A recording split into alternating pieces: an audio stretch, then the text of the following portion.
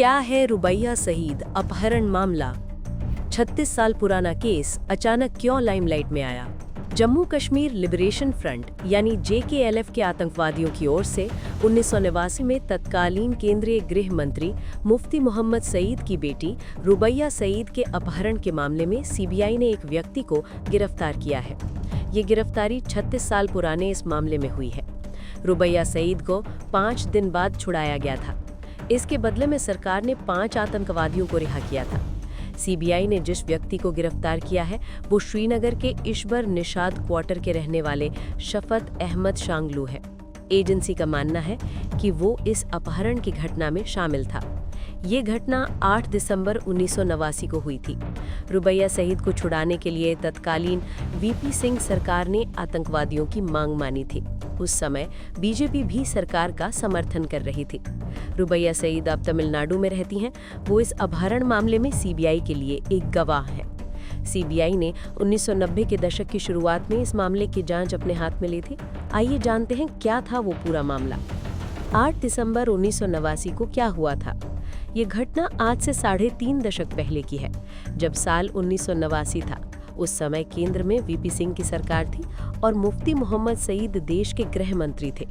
कश्मीर में आतंकवाद धीरे धीरे पैर पसार रहा था, लेकिन किसी ने ये कल्पना भी नहीं की थी कि आतंकी देश के गृह मंत्री के घर तक पहुंच जाएंगे।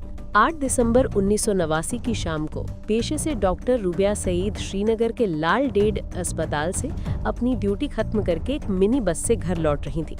वो सिर्फ 23 साल की थी। उन्हें जरा भी अंदाजा नहीं था कि उस बस में सफर कर रहे कुछ लोग मुसाफिर नहीं बल्कि जम्मू कश्मीर लिबरेशन फ्रंट यानी JKLF के आतंकी हैं। आतंकियों की शर्त क्या थी? सदर थाना क्षेत्र के पास बस को रोका गया और बंदूक के बल पर रुबैया को अगवा कर लिया गया। जैसे ही ये खबर दिल्ली पहुंची, हड़कंप मच गया। देश के गृह मंत्री की बेटी आतंकियों के कब्जे में थी। ये भारत सरकार के लिए एक बहुत बड़ी चुनौती और शर्मिंदगी का विषय बन गया था।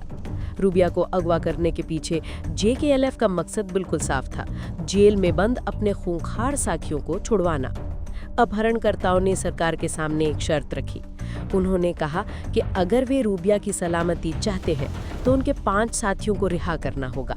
सरकार मुश्किल में थी।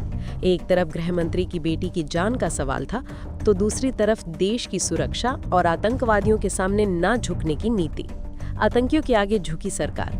कई दिनों तक बातचीत चली। पर्दे के पीछे बहुत कुछ हुआ, जिसे आज भी कूटनीतिक और राजनीतिक रस्साकसी कहा जाता है।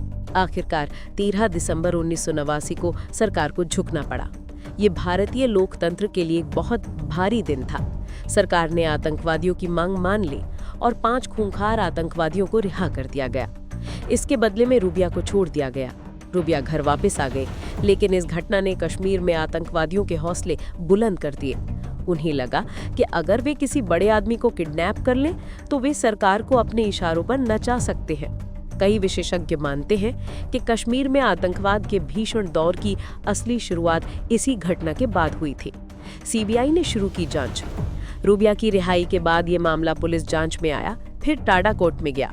1990 के दशक की शुरुआत में जांच CBI को सौंप दी गई, लेकिन कश्मीर के हालात, राजनीतिक दबाव और गवाहों के डर के कारण ये केस सालों तक ठंडे बस्ते में पड़ा रहा।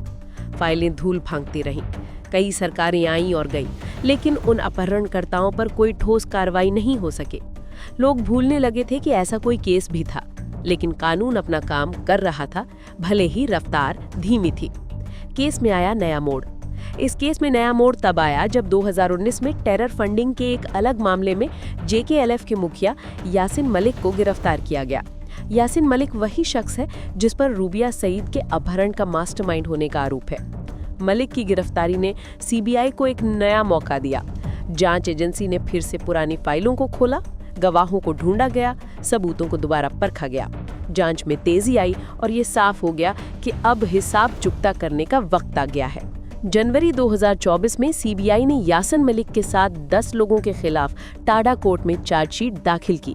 इसमें अली मोहम्मद मीर, मोहम्मद जमान मीर, इकबाल अहमद गंदरू जैसे नाम शामिल हैं। इन पर अपहरण, आपराधिक साजिश और अवैध रूप से बंधक बनाने जैसे गंभीर आरोप लगे। और 36 साल बाद हुई इस गिरफ्तारी ने एक बार फिर हड़कंप मचा दिया है।